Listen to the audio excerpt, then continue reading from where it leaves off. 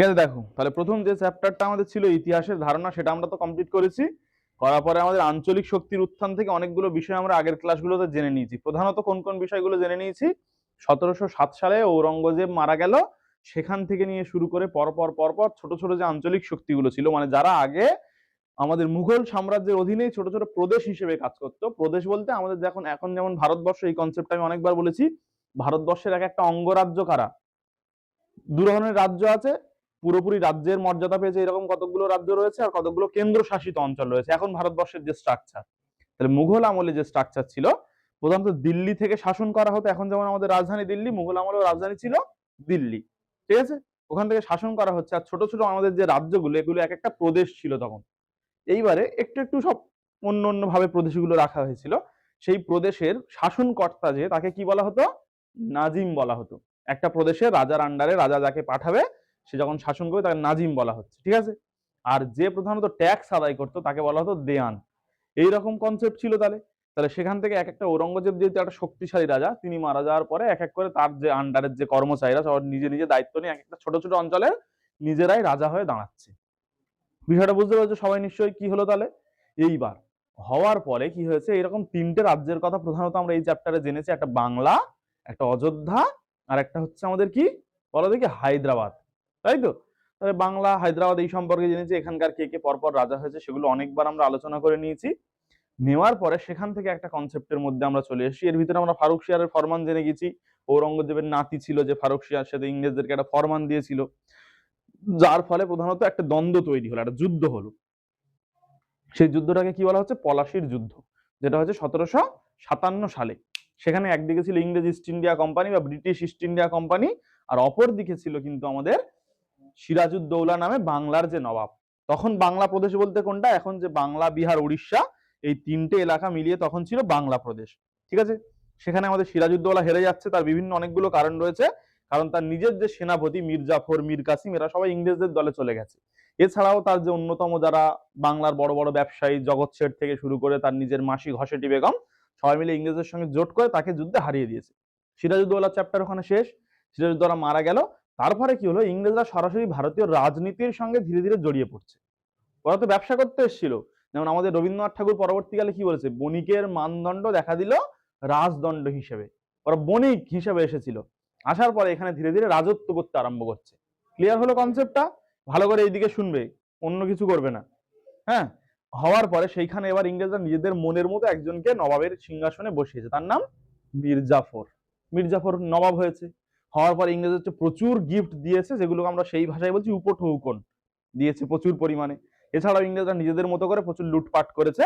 এর ফলে একটা বিশৃঙ্খল পরিস্থিতি হয়েছে, প্রচুর লুট হয়েছে। এটাকে বলা হয় আমাদের ইতিহাসের ভাষায় পলাশির লুণ্ঠন। হলো। হওয়ার পরে মীর জাফরের সঙ্গে বনিবনা হচ্ছে না কেন? তখন হচ্ছে ইংরেজদের এখান থেকে আমাদের যে কর্নওয়ালিস ছিলেন, সরি রবার্ট ক্লাইভ যে ছিলেন, রবার্ট ক্লাইভ বিদেশ চলে গেছে, ইংল্যান্ডে ফিরে গেছে। যাওয়ার ফলে নতুন যারা কর্মচারী তাদের সঙ্গে মীর জাফরের ঠিকঠাক বনিবনা হচ্ছে না। মীর জাফরকে সরিয়ে দিয়েছে। দিয়ে মীর জাফরের একটা জামাই রয়েছে যার নাম হচ্ছে মীর কাসিম, তাকে রাজা করেছে। মীর কাসিমও প্রথম দিকে খুব ভালো ইংরেজদের সঙ্গে সম্পর্ক, বিশাল টাকা পয়সা ইংরেজদের দিচ্ছে, গিফট ফিফট পাঠাচ্ছে প্রচুর পরিমাণে, ইংরেজরা খুশি। একটা সময় পরে মীর কাসিম ভেবেছিল কি, এরা আমার হেল্প করেছে রাজা হওয়াতে, এদের আমি এই গিফট টিফট দিয়ে দিচ্ছি, এই পর্যন্ত শেষ, আমি নিজের মতো করে রাজত্ব চালাবো। কিন্তু ইংরেজরা কি, যত দেবে তত চাইছে, যত তুমি দিচ্ছ তত ওরা চাইছে, ওরা আরো বেশি বেশি বেশি বেশি পেতে চাইছে। তখন মীর কাসিমের সঙ্গে ওদের একটা দ্বন্দ্ব তৈরি হচ্ছে। ক্লিয়ার হলো? তখন মীর কাসিম দেখছে তাহলে আমার এখানে মুর্শিদাবাদে আমার রাজধানী রাখা যাবে না। ওখান থেকে চলে গেল নিয়ে কোথায়, মুঙ্গেরে চলে গেল। রাজধানী নিয়ে চলে গেল, নিজের মতো করে সেনাবাহিনী সামলাচ্ছে, বিভিন্ন পদ থেকে ইংরেজদের সরিয়ে দিচ্ছে, দিয়ে দিয়ে নিজে মানে অ্যাকচুয়ালি শাসন করতে চাইছে। এটা একটা নর্মাল বিষয়। মনে করা হচ্ছে আমি একটা এলাকায় গিয়েছি, কিছু লোক আমাকে হেল্প করেছে, সেই এলাকা শাসক হওয়ার জন্য আমি হয়ে গিয়েছি। আমি ভাবলাম ওদের টাকা পয়সা দিয়ে দিয়েছি, গিফট দিয়ে দিয়েছি, ওরা এবার খুশি হয়ে যাক, আমি আমার মতো রাজত্ব করি এখানে। কিন্তু ইংরেজরা তো সেটা করতে দিচ্ছে না, ওরা তো নিজের মনের মতো চালাবে, তোমার যা বলবে তাই করতে হবে। যখন আমাদের মীর কাসিম শুনছে না, তখন মীর কাসিমের সঙ্গে ছোট ছোট অনেকগুলো যুদ্ধ হলো, এখানে বাংলাতেই হলো। মীর কাসিম হেরে গেল। হেরে যাওয়ার পরে মীর কাসিম চলে গেল তোমার হচ্ছে অযোধ্যায় চলে গেল। তখন অযোধ্যার নবাবকে সুজাউদ্দৌলা, ওর সঙ্গে গিয়ে জোট করেছে। তার সঙ্গে মুঘল যে তখনকার শাসক দ্বিতীয় শাহ আলম, সে এসে এদের সঙ্গে যোগ দিল। দিয়ে একটা বড় যুদ্ধ হলো, যেটা হলো 1764 সালে, যেটাকে আমরা বলছি বক্সারের যুদ্ধ। আগের দিনে আমরা এটা জেনেছিলাম। বক্সারের যুদ্ধে ওই তিনজনের মিলিত বাহিনী হেরে গেল কিনা ইংরেজদের কাছে। হেরে গেল, গেলে হচ্ছে একটা চুক্তি হলো, যেটা হলো এলাহাবাদের চুক্তি। ওখানে দুটো চুক্তি হয়েছে, একটা মুঘল সম্রাট কি হলো, এলাহাবাদের চুক্তি হয়েছে, দুটো চুক্তি হয়েছে। তার ফলে সুজাউদ্দৌলার থেকে কিছু কিছু প্রদেশ কেড়ে নেওয়া হয়েছে, কারা আর এলাহাবাদ, এই দুটো অংশ কেটে নেওয়া হয়েছে ওনার রাজ্য থেকে, নিয়ে মুঘল সম্রাটকে গিফট করেছে। এরা অন্যজনের থেকে কেড়ে নিয়ে মুঘল সম্রাটকে গিফট করছে, ইংরেজরা করলো। মুঘল সম্রাট ওদের এবার কি দিল, দেওয়ানি লাভের অধিকার দিয়ে দিল। দেওয়ান, সেই অ্যাকচুয়ালি দেওয়ানের কনসেপ্টটা বলেছিলাম যখন মুর্শিদ কুলি খাঁ বোঝায় যে ট্যাক্স আদায় করে, তাহলে ইংরেজদের কাছে দিয়ে দিল দেওয়ান। আর তখন মির্জাফর আবার পুনরায় মীর কাসিমকে, যে বক্সারের যুদ্ধে হেরে গেল, মির্জাফরকে আবার রাজা করা হলো। এর মতো অবস্থায় মির্জাফর কিছুদিন পর মারা গেছে, যার পর তার ছেলে নজমুদ্দৌলা রাজা হয়েছে। কি বললাম, নজমুদ্দৌলা রাজা হয়েছে। ভালো করে বোঝো বিষয়গুলো। পলাশির যুদ্ধের পরে প্রথম মির্জাফর নবাব হয়েছে, সেখান থেকে মির্জাফরের হটিয়ে দিয়ে মীর কাসিম নবাব হয়েছে, তারপর মীর কাসিমের আবার সরিয়ে দিয়ে যখন মীর কাসিম যুদ্ধে হেরে গেল, তখন কি হলো, নজমুদ্দৌলা নবাব হলো। তাহলে যদি বাংলার ইতিহাসটা আমরা সিকোয়েন্সিয়ালি দেখতে চাই, যদি নবাব কারা কারা হয়েছে, কিভাবে হয়েছে দেখো। প্রথম হয়েছে কে, মুর্শিদ কুলি খাঁ, নিশ্চয়ই শুনেছো। মুর্শিদ কুলি খাঁ প্রথম দেওয়ান পদ পেয়েছে, পরবর্তীকালে নাজিম পদ পেয়েছে, তাই না, মানে পুরো। তারপর উনি ধীরে ধীরে কি হলো, নিজে একটা স্বাধীন নবাব হয়ে গেল। মুর্শিদ কুলি খান কি হলো, স্বাধীন নবাব হয়ে গেল। মুর্শিদ কুলি খানের পরে যদিও কিছুদিনের জন্য নবাব হয়েছিল ওনার ছেলে, সেই ইতিহাসটা আমাদের জানার দরকার নেই। মোটামুটি তার যে সেনাপতি বা বক্সি, তার নাম হচ্ছে আলীবর্দী খাঁ নবাব হয়েছে। কে নবাব হয়েছে, আলীবর্দী খাঁ। এগুলো খাঁও বলা যায়, খানও বলা যায়, সমস্যা নেই, ঠিক আছে। তাও আলীবর্দীর পরে তার নাতি কে, সিরাজউদ্দৌলা, ঠিক আছে, সিরাজ উদ দৌলা নবাব হয়েছে। ক্লিয়ার হলো। সিরাজউদ্দৌলা যখন পলাশির যুদ্ধে হারলো, কে নবাব হলো, মীর জাফর নবাব হলো।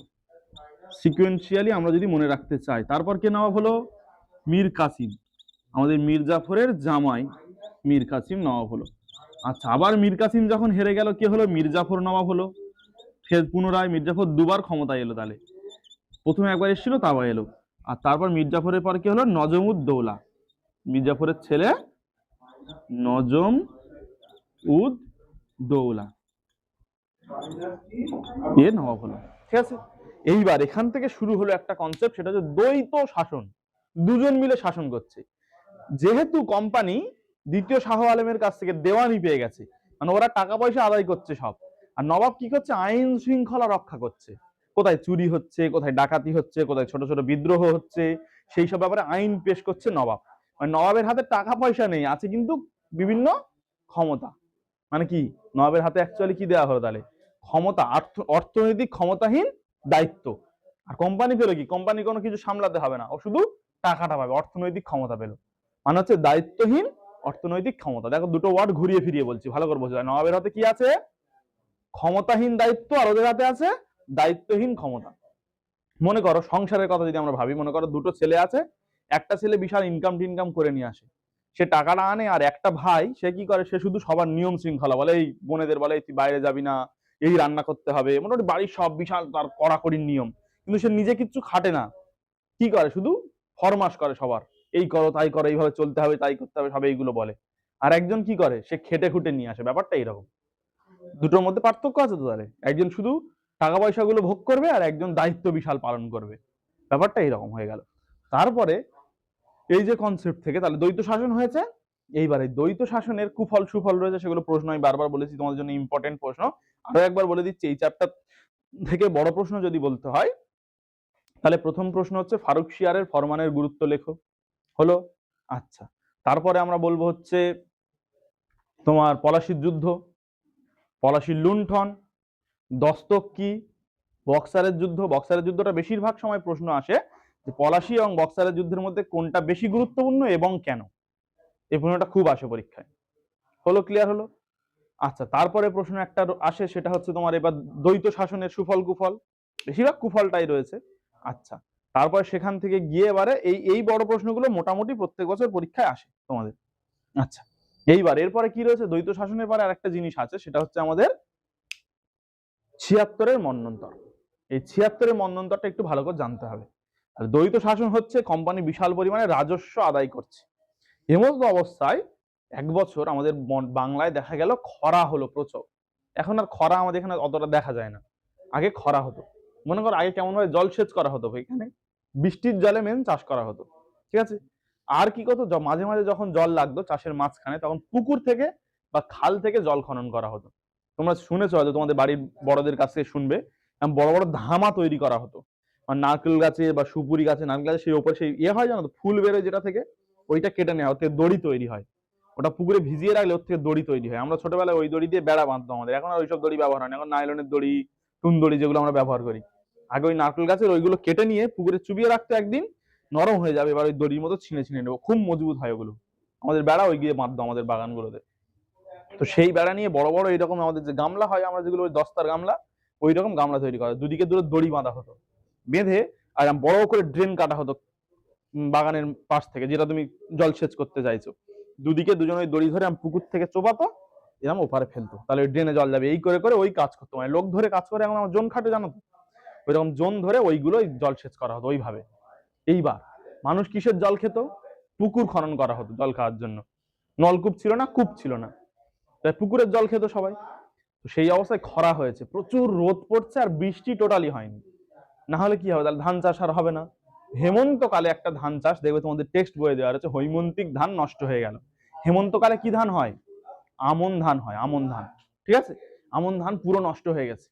যাওয়ার পরে এক বছর, প্রথম বছরটা এইভাবে গেল, দ্বিতীয় বছরে আবার খরা পড়েছে। ইংরেজরা তো, ওরা দেখছে, ওরা তো চালাক, তাহলে আমাদের ধান সব স্টোর করতে হবে, সবার কাছ থেকে কম দামে, না যেরকম ধান বিক্রি হয় সেইভাবে সব স্টোর করে নিয়েছে। লোকজন জানে যে পরের বছরে আমরা ধান চাষ করে ঠিক করে নেবো, স্টোর করে নিয়েছে। রাজস্বও দিতে হচ্ছে, রাজস্বের মধ্যে বিভিন্ন টাকাও দিতে হতো, আর আনাজপত্র মানে ধান গম এসবও দিতে হতো, দিয়েছে সব, তো দিতেই হচ্ছে। দেওয়ার ফলে বিশাল অত্যাচার করছে ইংরেজরা, টাকা পয়সা সব ধান ফান স্টোর করে রেখে দিয়েছে। লোকজন এমনকি বীজ ধান, যেগুলো বীজ ধান জানো তো, রেখে দেয় কিছু ধান পরবর্তীকালে পরের বছর চাষ করার জন্য। তো সেই জন্য হচ্ছে বীজ ধানও হচ্ছে সব শেষ হয়ে গেছে, খেয়ে নিয়েছে। নেওয়ার পরে এবার লোকজন নিজের ছেলে মেয়েদের বিক্রি করে দিচ্ছে লোকের কাছে। দিলে কি হবে, লোকজন ছেলে মেয়েদের বিক্রি করে দিলে সেখানে অন্তত সেই ছেলে মেয়েগুলো দুরকম সব আছে। একটা গল্প আছে, বিখ্যাত গল্প, যার নাম হচ্ছে ছেঁড়া তার। মারাত্মক গল্পটা, যদি পরে কোনোদিন একদিন তোমাদের বলে শোনাবো গল্পটা, এর ওই বিষয় নয়। ওই মানে আমাদের অ্যাকচুয়ালি 76-এর মন্বন্তরের প্রেক্ষাপটে আমরা আলোচনা করতে পারি। আমি আগের দিনে বলেছিলাম যে লোকজন চাইছে যে আমার ছেলে মেয়েগুলো অন্যজনের বাড়ি যদি বিক্রি করে দিই, তাহলে অন্তত তাদের বাড়ি দুটো খেয়ে পরে থাকতে পারবে, তারা হয়তো তাদের নিয়ে খাটাবে, জন খাটাবে বা অন্য কিছু কাজ করাবে, কিন্তু দুটো খেয়ে মেখে অন্তত থাকতে পারে। বিষয়টা এরকম হয়ে গেছে।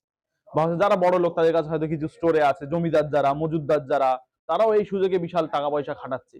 লোকজনের জমি মনে করো প্রচুর কম কম টাকায় কিনে নিচ্ছে, খাওয়া হয় না, 10 বিঘে জমি দেখা যাচ্ছে কিছু চালের পরিমাণে কিনে নিল, তা গরু ছাগল মোষ সব কিনে নিচ্ছে।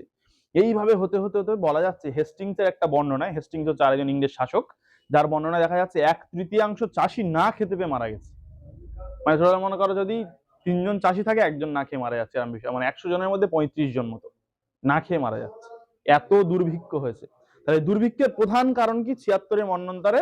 এই 76-এর মন্বন্তরকে বলা হচ্ছে কেন? বাংলা সালটা ছিল 1176 বঙ্গাব্দ। 76 যেহেতু, ওই জন্য এই ঘটনাটা কি নামে পরিচিত? 76-এর মন্বন্তর। মন্বন্তর মানে বিশাল পরিমাণে ক্ষয়ক্ষতি। ক্লিয়ার হলো কি বললাম? এই যে 76-এর মন্বন্তরের ফলে কি হলো, তাহলে আমাদের বাংলায় বিশাল পরিমাণে লোকজনের ক্ষয়ক্ষতি হলো, লোক গ্রাম ছেড়ে পালিয়ে যাচ্ছে, শহরে চলে যাচ্ছে। আমি আগের দিনে বলছিলাম গল্পটা, শহরে গিয়ে রাস্তার ধারে ধারে সবাই আছে, শহরে ঘর বাড়ি নেই, ওই ফুটপাতে শুয়ে আছে, ফুটপাতে পড়ে আছে। বড় লোকদের যে উপর থেকে যে জলের পাইপ নামছে, সেই পাইপের গোড়ায় বসে আছে। বড়রা ফ্যান গালবে, সেই ফ্যান হাত দিয়ে চেটে চেটে খাবে এরা। সেই জন্য ড্রেনের ধারে পড়ে আছে, ডাস্টবিনে পড়ে আছে, ডাস্টবিন থেকে ময়লা তুলে খাচ্ছে, মাংস যে টুকরো টুকরো। আমি এই আগামীকালকে একটা পাগলা বারাসাত স্টেশনে ঘুরছে, আমি আর বিশেষ কারণে গিয়েছিলাম, গিয়ে দেখছি হচ্ছে সেই ডাস্টবিনের মধ্যে থেকে মুরগির মাংস কে কাল রাত্রে হয়তো কি বিরিয়ানি টিরিয়ানি খেয়েছে, পড়ে সেটা নিয়ে চেটে চেটে বেশ মজা করে খাচ্ছে। আমরা যেমন কোনো ভালো খাবার খেলে, যেমন বাড়ি রান্না করলে খুব মজা করে খায় না, যার কাছে মনে করছে অনেকদিন খেতে পায়নি, সেই নোংরা জিনিস পেলেও সে ওই খাবারটা তৃপ্তি করে খাবে। একটা গল্প রয়েছে বিখ্যাত, সেই গল্পে বলা হয়েছে মানুষ বিড়ালের মাংস তৃপ্তি করে খেয়েছে। আমাদের কাছে কেমন একটা লাগে, বাবা আবার বিড়ালের মাংস খাচ্ছে। তুমি ভালো করে ভেবে দেখো, মনে করো তুমি 10-15 দিন, 1 মাস বা 2 মাস কিচ্ছু খেতে পাওনি, তখন তুমি হয়তো একটা পচা কোনো খাবার পেয়েছো, সেটাও তুমি মজা করে খাবে। বিষয়টা এরকম। মানুষের জলেরও তো জোগান নেই, খরা হয়েছে এত, সব শহরে চলে গেছে। ওই জন্য কুকুররা তো এমনি ডাস্টবিন ফাস্টবিন থেকে গুড়িয়ে খায়, তোমরা জানো, যেখানে নোংরা ফেলা সেখান থেকে গুড়িয়ে খায়। মানুষ সেখানে গিয়ে হামলে পড়েছে, কুকুররা কি খাবে? কুকুররা সে মানুষের সঙ্গে লড়াই করছে, বিড়ালরা মানুষের সঙ্গে লড়াই করছে, তাদের সঙ্গে লড়াই হচ্ছে জোর করে। মানে মানুষের চরিত্রগুলো মানুষের এমন হয়ে গেছে, জন্তুর মতো মানুষ অবস্থা হয়ে গেছে, কিছু খেতে পাচ্ছে না। এরকম একটা দুর্ভিক্ষ বিশাল পরিমাণে গেল। তাহলে এই যে ৭৬-এর মন্বন্তর, এই যে দুর্ভিক্ষ বিশাল ভয়াবহ পরিস্থিতি, তুমি ভালো করে মাথার মধ্যে ভাবলে একটা ছবি ফুটে ওঠে না, চারদিকে রাস্তাঘাটে লোকজন পড়ে আছে, ছেঁড়া কোড়া করে খাচ্ছে, ছোট একটা টুকরো পেরে মানুষ, একটা রুটি কোনো একটা বড় লোকদের ছাদ থেকে হয়তো পড়ে গেছে, সেই রুটিটা কতজন মানুষ মিলে মারধর করবে দেখো, নিজেদের মধ্যে লড়াই হবে, সংগ্রাম করে যেন এক টুকরো রুটি ছিনিয়ে নিতে হবে, নিয়ে খেতে হবে। তরকারি তো দূরের কথা, শুধু যদি সাদা ভাত পাওয়া যায়, সেই সাদা ভাতের জন্য লড়াই হয়ে যাবে, মারপিট হয়ে যাবে বিশাল পরিমাণে। এই এত এত বড় একটা দুর্ভিক্ষ তৈরি হয়েছে বাংলা জুড়ে। ঠিক আছে, ক্লিয়ার হলো কনসেপ্টটা? তাহলে এই সময় দুর্ভিক্ষের প্রধান কারণ কি? তাহলে খরা, আর তার সঙ্গে সঙ্গে ইংরেজদের অত্যধিক রাজস্ব আদায়। শাসক শ্রেণী যদি চাইতো, তারা তো এই একটা বছর দুটো বছর ছাড় দিতে পারতো মানুষের, ঠিক আছে এই ২ বছর চাষ হয়নি, তোমার রাজস্ব দিতে হবে না, বা কম দাও, বা তারা কিছু হেল্প করতে পারো, পরবর্তীতে তুলে নেবো। কিন্তু ইংরেজ ইস্ট ইন্ডিয়া কোম্পানির প্রধান উদ্দেশ্য কি? যেন তেন প্রকারে আমরা শুধু আমাদের নিজেদের আখেরটা গোছাবো, আমাদের সম্পত্তি বাড়াবো, আমাদের খাবার দাবার বাড়াবো, আমরা ভালো থাকবো, বিষয়টা এরকম। এই জন্যই দুর্ভিক্ষটা হলো। ক্লিয়ার হলো? তাহলে কনসেপ্ট ক্লিয়ার হয়ে গেছে। এইবার এইবার এখানে আমাদের পরবর্তী অধ্যায়ে আমরা যাচ্ছি, মানে পরবর্তী টপিকে আমরা যদি যেতে চাই। আচ্ছা, ৭৬-এর মন্বন্তর তোমরা কেমন করে পড়বে আমি টেক্সট বইটা দেখে ভালো করে বলে দিচ্ছি কোথায় কোথায় দাগ মারতে হবে। দেখো, এখানে তোমাদের যে এই বইটা দেওয়া রয়েছে, আমি সব হাইলাইটার দিয়ে দাগিয়ে রেখেছি। এখানেও পরিষ্কার বলে দেওয়া হয়েছে যে কেমন ভাবে কি করা হয়েছে। ওই যেটা বললাম ১১৭৬ বঙ্গাব্দ, আর ইংরাজি সালটা ছিল ১৭৭০, এটা বলা হয়নি, ঠিক আছে, এটা শুধু জেনে নেবে। আর যেভাবে বললাম সহায়িকাতে খুব ভালো করে দেওয়া রয়েছে। তারপরে বলছে কোম্পানি শাসনের বিস্তারটা কেমন ভাবে ঘটছে। কোম্পানি বাংলা দখল করে নিয়েছে। ভারতের ক্ষেত্রে সবচেয়ে বড় সমস্যাটা কি হয়েছে জানো? মনে করো ইস্ট ইন্ডিয়া কোম্পানি, সাপোজ আমি একটা ছোট করে কনসেপ্ট করবো, ধরো আমাদের যুগ দিয়ে অঞ্চলে ধরো ধরে নিলাম ৫০,০০০ লোক থাকে, সাপোজ ধরছি, বাইরে থেকে লোক এসছে মাত্র মনে করো ২০০ জন। সেই ২০০ জন লোক মিলিয়ে তোমাদের কি মনে হয় যুগ দিয়ে শাসন করতে পারবে? এই ৫০,০০০ লোকের তারা দমিয়ে রাখবে, এদের কাছে মারধর করে টাকা আদায় করবে, এদের নিয়ে যেমন খুশি অত্যাচার করে পারবে? কিন্তু ইংরেজরা সেরকম করেছিল। ওরা তো এখনো পর্যন্ত আমাদের থেকে অনেক জনসংখ্যাই কম, তখন আরো কম ছিল, কিন্তু ওরা পুরো পৃথিবীতে শাসন করেছে। কিভাবে তারা শাসন করেছে? বলা হয় থাকে না ব্রিটিশের বুদ্ধি, ওরা বুদ্ধি কাজে লাগিয়ে শাসন করেছে। মনে করো ওরা হচ্ছে এসেছে ২০,০০০ লোক, আর তাহলে কারা আমাদের বিরুদ্ধে লড়াই করেছে? আমাদের লোক দিয়ে আমাদের সঙ্গে ওরা লড়াই করেছে। ভারতীয় লোকজনদেরকে ওদের সেনাবাহিনীতে নিযুক্ত করেছে, ভারতীয় রাজাদের সঙ্গে ওরা জোট বেঁধেছে, বেঁধে অন্য একটা রাজাকে হারিয়েছে। ভারতবর্ষ মুঘল সাম্রাজ্যের পরে ছোট ছোট ছোট ছোট অঞ্চলে ভাগ হয়ে গেছে। তো ওরা মনে করো যখন এই যুগ দিয়া ধরো অধিকার করছে, কেউ ধরো আমাদের যখন ডাক্তার পাড়াটা কেউ আক্রমণ করলো, একটা বাইরের শক্তি, তখন আমাদের হালদার পাড়ার লোকেরা হাসছে মনে মনে, ওদের আক্রমণ করেছে, আমাদের কি যায় আসে। ওদের পাড়াটা আক্রমণ করে নিল, ওদের সবাই দাস করে নিল, ওদের লোকজনদেরকে আবার সেনাবাহিনীতে যোগ করলো, ওদের শক্তিটা একটু বাড়লো, ওরা এসে ফের আমাদের পাড়াটা আক্রমণ করলো। আমাদের পাড়া যখন আক্রমণ করছে, আরেকটা পাড়া তখন আনন্দ নিচ্ছে, মজা নিচ্ছে, ও ভালো ভালো খুব ভালো, ওদের আক্রমণ করছে, আমাদের কি যায় আসে, বা মজা না নিলেও চুপচাপ আছে, কিচ্ছু বলছে না ওরা। তখন এই পাড়া আক্রমণ করা হয়ে গেল, ফের আর একটা পাড়া আক্রমণ করলো, এরকম ছোট ছোট ছোট ছোট ছোট ছোট করতে করতে একটা সময় পরে পুরো ভারতবর্ষটাকে ওরা দখল করে নিল। যখন মানে বাংলা যখন আক্রমণ করছে, অন্য প্রদেশ চুপচাপ আছে, এইরকম ভাবে এক এক করে ওরা আক্রমণ করছে। এইবার ওরা অনেকগুলো বুদ্ধি করে অনেকগুলো নীতি নিয়ে এসে, এই দুটো নীতি আমাদের পড়তে হবে। একটা হচ্ছে অধীনতামূলক মিত্রতা নীতি, একটা সত্য বিলোপ নীতি। অধীনতামূলক মিত্রতা নীতিটা কে প্রতিষ্ঠা করেছে? তার নাম হচ্ছে লর্ড ওয়েলেসলি। কি বললাম? লর্ড ওয়েলেসলি, ঠিক আছে। আচ্ছা, আমি লিখে দিচ্ছি এখানে, লর্ড ওয়েলেসলি, ঠিক আছে। আর সত্য বিলোপ নীতিটা কে করেছে? লর্ড ডালহৌসি। অধীনতামূলক মিত্রতা নীতি লর্ড ওয়েলেসলি, আর সত্য বিলোপ নীতি হচ্ছে লর্ড ডালহৌসি। অধীনতামূলক মিত্রতা নীতি, অধীনতামূলক মিত্রতা নীতি, আর হচ্ছে সত্য বিলোপ নীতি। এই দুটো নীতি আমাদের পড়তে হবে, একটুখানি আমরা আলোচনা করে নিচ্ছিলাম, ঠিক আছে। তাহলে অধীনতামূলক মিত্রতা নীতি কে বললাম? Lord Wellesley. Wellesley, Lord Wellesley, ঠিক আছে। এটা হচ্ছে লর্ড ডালহৌসি। এই অধীনতামূলক মিত্রতা নীতি সম্পর্কে আমরা যদি দেখতে চাই সরাসরি সিনেমার মতো করে, যদি সালমান খানের একটা সিনেমা আছে বীর বলে, একটা সিনেমা আছে বীর, ওই সিনেমাটা দেখবে, ওইখানে হচ্ছে তোমরা অধীনতামূলক মিত্রতা নীতি একটা ছোট্ট চিত্র তোমরা খুঁজে পাবে ওখান থেকে। অধীনতামূলক মিত্রতা নীতিটা কি যাওয়ার আগে একটুখানি জানি। তাহলে যখন ইংরেজরা ভারতবর্ষে এইভাবে শুরু করেছে শাসন করতে, মানে দ্বৈত শাসনের পর থেকে ধীরে ধীরে নিজেরা শাসন ব্যবস্থায় আসছে, আস্তে আস্তে ওরা কি করেছে, প্রত্যেকটা রাজ দরবারে নিজেদের কিছু লোক রেখে দিয়েছে, যাদেরকে বলা হচ্ছে রেসিডেন্ট। কি বলা হচ্ছে?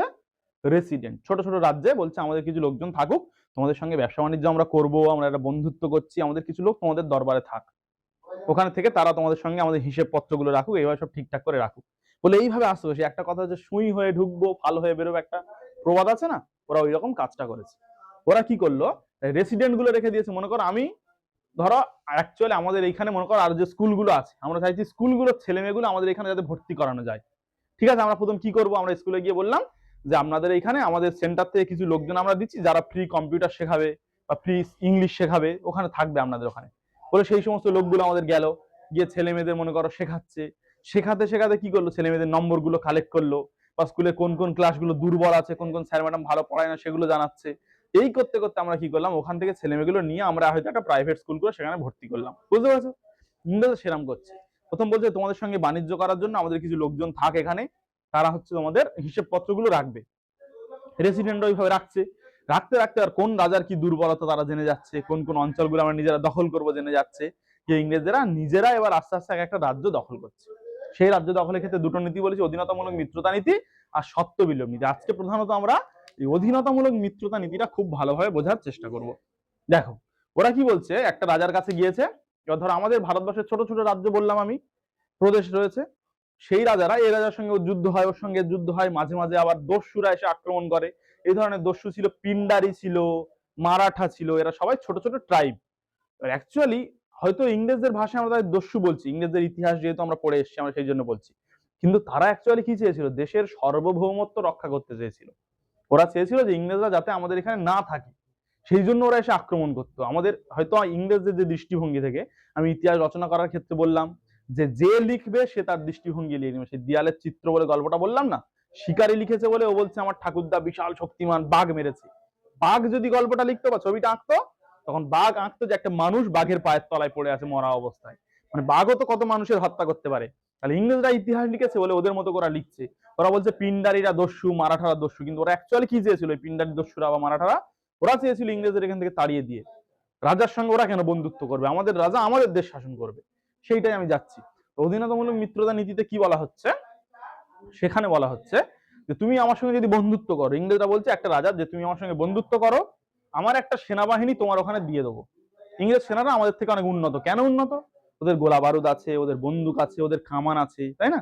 কারণ ওরা তো অনেক আগে শিল্প বিপ্লব হয়েছে, ওরা ওগুলো আবিষ্কার করেছে অনেক আগে, বলেছি আমি অনেকবার এর আগে। তো ওই জন্য বন্ধুত্ব করো, তাহলে আমার একটা সেনাবাহিনী তোমার কাছে দিয়ে দেবো, তারা তোমার এলাকায় থাকবে। ঠিক আছে, তার খরচাপাতিটা তোমার দিতে হবে। যদি তুমি খরচা না দিতে চাও, তাহলে একটা বড় এলাকা তুমি আমার হাতে ছেড়ে দেবে, আমি সেই এলাকা থেকে রাজস্ব আদায় করে আমার সেনাবাহিনীর খরচা আমি চালিয়ে নেবো। ঠিক আছে, যদি বাইরের কেউ আক্রমণ করে, তাহলে তোমার সেনা যাবে, আমার সেনাও গিয়ে তোমার হেল্প করে তোমার সেখান থেকে উদ্ধার করে নেবে। তোমার রাজ্যে যদি কোথাও বিদ্রোহ হয়, আমরা সেটা দমন করতে সাহায্য করব। ক্লিয়ার হলো? ভালো করে বোঝো। তাহলে দেশীয় রাজা কি ভাবছে, তাহলে ইংরেজরা আমার খুব ভালোবাসে, ওই জন্য করে আমার এত এত হেল্প করছে। ভালো করে তোমরা ভেবে দেখো, একটা সেনাবাহিনী চালাতে গেলে প্রচুর খরচা, তো তাদের খাবার খাওয়াতে হবে, তাদের মাইনে দিতে হবে, তাদের ঘোড়া হাতি যেগুলো আছে সেগুলো চর্চা করতে হবে।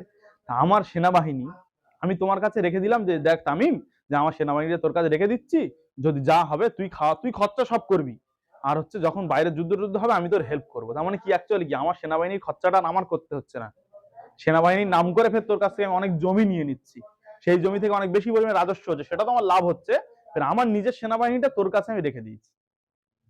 ক্লিয়ার হলো কি বললাম? সবাই বুঝতে পেরেছো?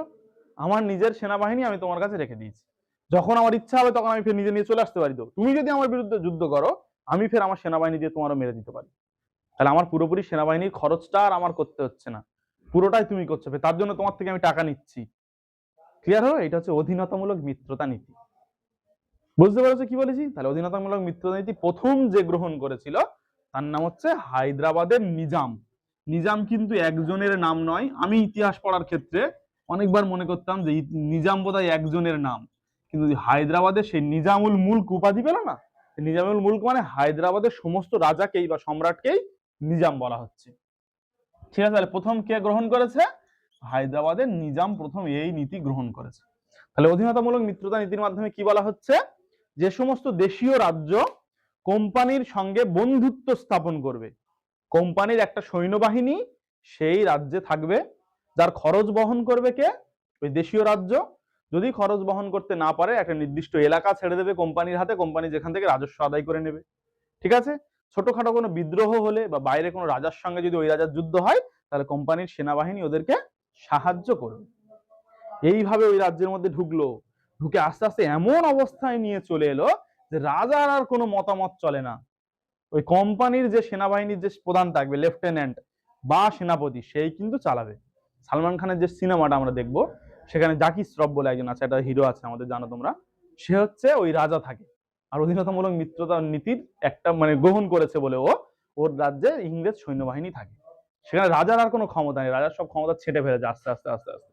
সমস্ত পদে আস্তে আস্তে তারা ইংরেজ নিয়োগ করে দিয়েছে, দিয়ে ওরা যা বলে তাই চলে। রাজা নামে নামে নামে নামে আছে। তাদের সঙ্গে ওই পিন্ডারীদের যুদ্ধ নিয়ে সিনেমাটা প্রধানত, পিন্ডারী দস্যুদের যুদ্ধ নিয়ে। ঠিক আছে, ক্লিয়ার হলো? তাহলে অধীনতামূলক মিত্রতা নীতিটা সবাই বুঝতে পেরেছো কি বলেছি? আচ্ছা, এইবারে এখান থেকে প্রশ্নগুলো আমরা একটু লেখাবো। আর একটা দিন আমাদের লাগবে সত্য বিলোপ নীতিটা আমরা জানবো, লর্ড ডালহৌসির। সত্য বিলোপ নীতির মাধ্যমে কি করেছে না, সত্যটা বিলোপ করে দেওয়া। মানে কোম্পানির বন্ধুত্বপূর্ণ যদি কোনো রাজ্য রাজা বিনা সন্তানে যদি মারা যায়, মানে তার কোনো ছেলেপুলে হয়নি, তাহলে সে দত্তক পুত্র গ্রহণ করতে পারবে না। দত্তক পুত্র মানে কি, পোষা ছেলে গ্রহণ করতে পারবে না। আর বেশিরভাগ রাজারাই হচ্ছে এরকম নিঃসন্তান মারা যেত। কেন মারা যেত? রাজাদের এমনিতে প্রচুর চাপ, বুঝতে পারছো, যে সমস্ত রাজারা রাজত্ব করছে, এতগুলো সামলাতে হচ্ছে। তখন তো আর এত ভালো ডিপ্লোম্যাট ছিল না, আমলা ছিল না যে দেশ চালাবে, রাজারাই প্রধানত সব সিদ্ধান্ত নিত। তো আর তাছাড়াও রাজারা বিভিন্ন মদ আর অন্যান্য মেয়ে ছেলে এই সমস্ত নিয়ে ডুবে থাকতো সারাক্ষণ, ছেলে বলে খুব ভালোভাবে হতো না। সেই জন্য অনেক রাজারা কি দত্তক পুত্র নিত, মানে পুষতো ছেলে, অন্য জায়গাতে দত্তক নিত। ওরা সেইটা বন্ধ করে দিয়েছে, দিয়ে বলছে বিনা সন্তান অবস্থা যদি মারা যায়, সেই রাজ্যটা ধীরে ধীরে কি হবে, ইংরেজদের অধীনে চলে আসবে। এইটাকে বলা হচ্ছে সত্য বিলোপ নীতি। আরো ভালোভাবে আমরা বলবো, বোঝার চেষ্টা করবো পরের ডেটে। একটা কনসেপ্ট তোমাদের দিয়ে দিলাম আমি, ঠিক আছে? এইভাবে কি করেছে, ওরা অনেকগুলো রাজ্য এক এক এক এক করে ইংরেজরা দখল করে নিয়েছে। ঝাঁসি, সাতারা, সম্বলপুর, এই সমস্ত রাজ্য ওরা পরপর পরপর দখল করে নিয়েছে। পরের ডেটে যেটা আমরা জানবো, একদিন হলে আমাদের এই চ্যাপ্টারটা মোটামুটি পুরোপুরি শেষ হয়ে যাবে। হ্যাঁ, রেসিডেন্টটা বলে দিয়েছি, দুজনের দুটো নীতি বলে দিয়েছি। আর এরপরে আমরা পরের দিন ওইটা যখন জানবো, তখন হচ্ছে আমরা হায়দার আলী আর টিপু সুলতানটা জানবো। মহীশূর রাজ্যের টিপু সুলতান সম্পর্কে জানার পরেই কিন্তু আমরা এই চ্যাপ্টারটা, আর ওই পেশোয়াদের একটু ঘটনা রয়েছে মারাঠা অঞ্চলে। বাজিরাও মাস্তানি বলে একটা সিনেমা আছে, যেটা কিনা প্রেমের সিনেমা, কিন্তু ওইখানে সম্পূর্ণভাবে আমাদের পেশোয়া পথ সম্পর্কে জানানো হয়েছে। শিবাজির ছেলে সম্ভাজি, এদের আন্ডারে যে প্রধানমন্ত্রী, তাকে বলা হতো পেশোয়া। এই পেশোয়ারা বিশাল বল বিক্রমের যুদ্ধ করেছে, বিভিন্ন রাজ্য জিতে নিয়েছে, ইংরেজদের কাছেও হার মানেনি। ওই দ্বিতীয় বাজিরাও কিন্তু মস্তানি বলে একটা রাজকন্যার প্রেমে পড়ার পর থেকে আস্তে আস্তে আস্তে আস্তে বিশাল সাম্রাজ্য অধিকার করার, উনি মারা গেল, ধীরে ধীরে পেশোয়াতন্ত্রটা নষ্ট হয়ে যাচ্ছে, নিজেদের মধ্যে লড়াই করছে, করে করে শেষ হয়ে গেল। এই জায়গাটুকু হলে এই চ্যাপ্টারটা আমাদের শেষ। তাহলে এই চ্যাপ্টারটার অনেকগুলো জায়গা রয়েছে যেগুলো তোমরা বুঝে নিয়েছো। আগের দিনের যে 24টা প্রশ্ন রয়েছে, সেই 24টা প্রশ্ন সবার নিশ্চয়ই লেখা হয়ে গেছে। যাদের হয়নি তারা 24টা ফাঁকা রেখে তারপর থেকে কতগুলো প্রশ্ন একটু লিখে নাও। আমি প্রশ্ন উত্তর আকারেই বলে দিচ্ছি, কারণ এমসিকিউ মুখস্থ করতে গেলে সমস্যা, এসএকিউ মুখস্থ করা সহজ। আচ্ছা, একটু হাত চালিয়ে লিখবে, চটপট সবাই রেডি করো, খাতার মার্জিন টেনে নেবে, আর সাইডে অবশ্যই এসএন এর একটা জায়গা রাখবে, শর্ট নোটস এর জায়গা রাখবে, কোন পৃষ্ঠায় কি রয়েছে সেগুলো যাতে আমরা সহজে বুঝতে পারি। হয়েছে? তোমার ভিডিওগুলো কেউ দেখেছে নাকি এমনি শুধু আমরা শুধু পোস্ট করে যাচ্ছি? লাইক করাটা বড় কথা নয়, যদি ভালো হয় অবশ্যই লাইক করবে, কোনো সমস্যা নেই। কিন্তু বিষয়টা হচ্ছে তোমাদের জন্য ওইগুলো করে দেওয়া, যাতে তোমরা এখানে যেটা পড়ছো বাড়ি গিয়ে আরেকবার দেখে নিতে পারো, নিলে পড়াটা সহজ হবে। এই যে আমরা বুঝিয়ে দিচ্ছি, এটা ফের আরেকবার দেখার সুযোগ পাচ্ছে, মানে কত উপকার হচ্ছে বলো। সেই জন্য আমি আপলোড করছি, ওগুলো ভালো করে সবাই দেখবে বাড়ি গিয়ে। চিলিয়ান ওয়ালার যুদ্ধ, যেখানে সমস্যা হয় বলবে, আমি স্পেলিংটা লিখে দেবো। চিলিয়ান ওয়ালার যুদ্ধ কাদের মধ্যে হয়েছিল? চিলিয়ান ওয়ালার যুদ্ধ কাদের মধ্যে হয়েছিল? হয়েছে, লেখো ইংরেজ ও শিখদের মধ্যে। ইঙ্গো শিখ, ইংরেজদের কিন্তু ইঙ্গো বলা হয়। হ্যাঁ, তোমরা কিন্তু যখন এই চ্যাপ্টারটা পড়বে দেখবে ইঙ্গো মারাঠা যুদ্ধ, ইঙ্গো শিখ যুদ্ধ, এরকম আছে। হ্যাঁ, ইঙ্গো মহীশূর যুদ্ধ। হ্যাঁ, কারণ ইঙ্গো মানে কারা? ইংরেজরা। হ্যাঁ, তাতেই না, আমাদের আবার করতে হবে একটু ইংরেজ ও শিখদের মধ্যে শিখ। আচ্ছা, এক্ষুনি যে প্রশ্নটা তোমাদের পড়ালাম এক্ষুনি, সেখান থেকে একটা প্রশ্ন হচ্ছে। তাহলে আজকে আমরা লেখা শুরু করেছি 25 নম্বর প্রশ্ন থেকে। আচ্ছা, যারা ভিডিও দেখবে তারা যদি বাকি প্রশ্নগুলো পেতে চায়, তাহলে কি করতে হবে, হোয়াটসঅ্যাপে আমাদের সঙ্গে জানাবে, জানালে আমরা তাদের বাকি প্রশ্নগুলো প্রোভাইড করার চেষ্টা করবো। ঠিক আছে? আচ্ছা, লেখো তাহলে হচ্ছে, তাহলে লেখো সত্য বিলোপ নীতি কে প্রবর্তন করেন? সত্য বিলোপ নীতি কে প্রবর্তন করেন? সত্য বিলোপ নীতি কে প্রবর্তন করেন? কে প্রবর্তন করেন সত্য বিলোপ নীতি? এক্ষুনি লেখালাম, বলো। লর্ড ডালহৌসি, তাই তো? সত্য বিলোপ নীতি কে প্রবর্তন করেন? লর্ড ডালহৌসি। হয়েছে? লর্ড ডালহৌসি। আচ্ছা, পরের প্রশ্ন লেখো, সত্য বিলোপ নীতি দ্বারা, সত্য বিলোপ নীতি দ্বারা, প্রশ্ন লিখতে অসুবিধা হচ্ছে হলে বলে তাহলে আমি লিখে দেবো বোর্ডে। সত্য বিলোপ নীতি দ্বারা ইংরেজরা সর্বপ্রথম সত্য বিলোপ নীতি দ্বারা ইংরেজরা সর্বপ্রথম কোন রাজ্য দখল করে? কোন রাজ্য দখল করে? তাহলে সত্য বিলোপ নীতি দ্বারা ইংরেজরা সর্বপ্রথম কোন রাজ্য দখল করে? কোন রাজ্য? সাতারা। আর অধীনতামূলক মিত্রতা নীতি দ্বারা কোন রাজ্য প্রথম গ্রহণ করেছিল? অধীনতামূলক মিত্রতা নীতি হায়দ্রাবাদ, বলেছিলাম একটু আগে। তাহলে সত্য বিলোপ নীতি দ্বারা ইংরেজরা সর্বপ্রথম কোন রাজ্য দখল করে? তাহলে হয়ে গেল সাতারা। আচ্ছা, এখানে আরেকটা বিষয় তোমাদের বলে রাখি, যদি ধরো বললো যে ইংরেজরা বাদ দিয়ে দিল, দিয়ে বললো সত্য বিলোপ নীতি দ্বারা লর্ড ডালহৌসি কোন রাজ্য প্রথম গ্রহণ করে, তাহলে কি বলবে? সাতারা। সত্য বিলোপ নীতি যেহেতু প্রবর্তক তো লর্ড ডালহৌসি, তাই না? আচ্ছা, তারপরে প্রশ্ন লেখো, অধীনতামূলক মিত্রতা নীতি, অধীনতামূলক মিত্রতা নীতির প্রবর্তক কে ছিলেন? প্রবর্তক কে ছিলেন? অধীনতামূলক মিত্রতা নীতির প্রবর্তক কে ছিলেন?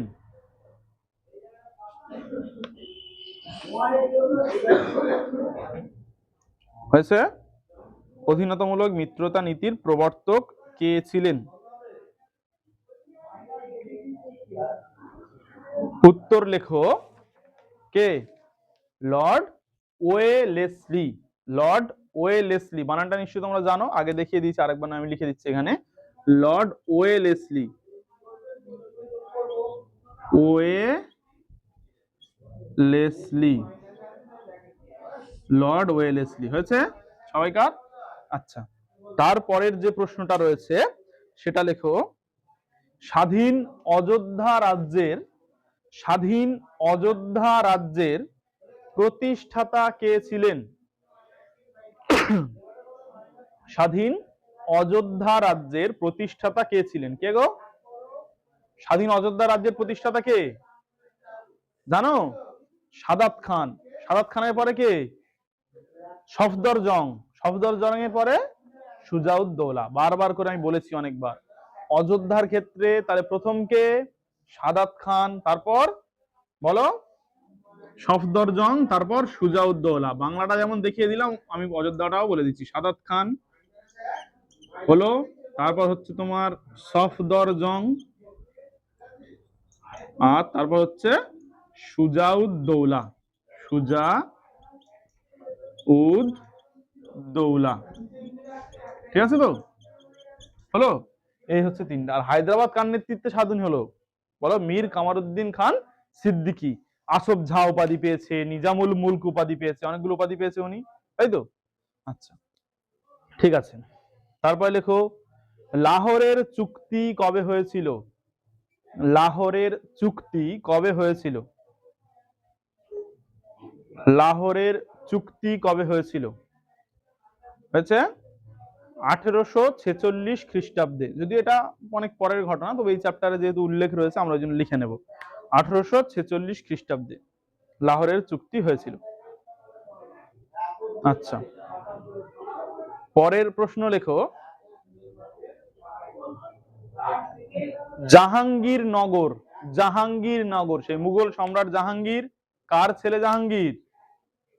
হ্যাঁ, মনে করে দেখো, বাবার হলো আবার জ্বর, তাহলে আবার মানে কি? আকবর। আকবরের ছেলের নাম জাহাঙ্গীর, যদিও অ্যাকচুয়ালি ওর পূর্বের নাম ছিল সেলিম, পরবর্তীতে জাহাঙ্গীর উপাধি নিয়েছে উনি। ঠিক আছে, মানে সাম্রাজ্য বসানো। আকবরের ক্ষেত্রে অনেক বড় গল্প বলেছিলাম যে ওই সেলিমের সঙ্গে বলা হয়ে থাকে আনারকলির প্রেম হয়েছিল। তো দেখা গেল কিনা সে অপরপক্ষে আকবরেরই একজন রেখে দেওয়া একটা দাস, বা আকবর তাকে বিয়ে করেনি অথচ বউয়ের মতো ব্যবহার, তার কাছে তার একটা ছেলে হয়েছিল যে কিনা জাহাঙ্গীরের ভাই। মানে বিশাল ঘটনা। ওই জন্য আকবর জাহাঙ্গীরকে পরবর্তীকালে পছন্দ করেনি, অনেকদিন রাজত্ব থেকে দূরে রেখেছিল। রাখার পরে জাহাঙ্গীর যখন হিংস্র হয়ে গেছে আনারকলি মরে যাওয়ার পরে, যাওয়ার পরে তখন কি করেছে, নিজের ছেলেদের মেরে দিয়েছে সব, তার রাজা হতে পারে বলে। সেখান থেকে শাহজাহানের যার আগে নাম ছিল খুররম, খুররমের মেরে দিতে চেয়েছিল, ওর বাবা হত্যা করতে চেয়েছিল। খুররম ওই জন্য ওখান থেকে পালিয়ে গেছে। পালিয়ে গেছে কার সাথে পালিয়ে গেছে? আরজুমান বানু বেগম, যার পরবর্তী নাম হচ্ছে মুমতাজ। মুমতাজের সঙ্গে খুররম ওখান থেকে বাপের রাজত্ব থেকে পালিয়ে গেছে। খুররমের যে বড় ভাই, ওর নিজের বাবা তার চোখ উপড়ে নিয়েছে, যেহেতু বাবার বিরুদ্ধেও বিদ্রোহ করেছে যে ওর বাপ বাজেভাবে শাসন করছে। জাহাঙ্গীর তো শেষ বয়সে এসে নিজে শাসন করতে আর পারেনি, ওর নামে রাজা ছিল, চালাতো ওর বউ। ওর বউয়ের নাম হচ্ছে নূরজাহান, নূরজাহান চক্র বলা হয় ওই জন্য করে, বুঝতে পারছো? তো সেই জন্য হচ্ছে বিশাল গল্প আছে মুঘল সাম্রাজ্যের, বিশাল ইন্টারেস্টিং গল্প সব এগুলো। তো সেখান থেকে পরবর্তীতে খুররম ফিরে এসে রাজত্ব উদ্ধার করেছে, তখন ও উপাধি নিয়েছে শাহজাহান, মানে জগতের রাজা। শাহ জাহান, জাহান মানে জগৎ, এরকম বেশ ব্যাপার রয়েছে। আর যাই হোক, পরে জানবো গুলো আমরা। তো কোথায় ছিলাম আমরা? জাহাঙ্গীরনগর বলতে কোন শহরকে বোঝানো হতো? ঢাকা। ঢাকা, ঢাকা এখন কোথায় আছে? বাংলাদেশে আছে। বাংলাদেশের রাজধানীর নাম হচ্ছে ঢাকা। তারপরে প্রশ্ন লেখো, শ্রীরঙ্গপত্তমের, শ্রীরঙ্গপত্তমের, শ্রীরঙ্গপত্তমের যুদ্ধে ইংরেজরা কাকে পরাজিত করে? শ্রীরঙ্গপত্তমের যুদ্ধে ইংরেজরা কাকে পরাজিত করে? হয়েছে শ্রীরঙ্গপত্তমের যুদ্ধে ইংরেজরা কাকে পরাজিত করে? উত্তরটা হবে হচ্ছে টিপু সুলতান। টিপু সুলতান। এই টিপু সুলতানের বিষয়ে পরের দিনে আমরা শুরু করব, তখন ভালোভাবে ডিটেলসে বলবো। উনি কিন্তু ওনার রাজত্বটা ব্রিটিশদের কায়দায় বা ইউরোপীয় কায়দায় সেনাবাহিনী তৈরি করেছিল। উনি ফ্রান্সের জ্যাকোবিন দলের সদস্য ছিলেন, পরে বলবো আমি পরের দিনে। ঠিক আছে, টিপু সুলতান। তাহলে বেসিনের সন্ধি, আমাদের ঘরে যে বেসিন থাকে ওই বেসিন নয়, বেসিন একটা জায়গার নাম। বেসিনের সন্ধি কবে হয়? 1802 খ্রিস্টাব্দে। বেসিনের সন্ধি কবে হয়? 1802 খ্রিস্টাব্দে হলো। আচ্ছা, এরপর দিয়ে আর 14টা আমাদের শূন্যস্থান পূরণ রয়েছে। ঠিক আছে, ওই শূন্যস্থান কটাও তোমরা প্রশ্ন উত্তর আকারে লিখবে,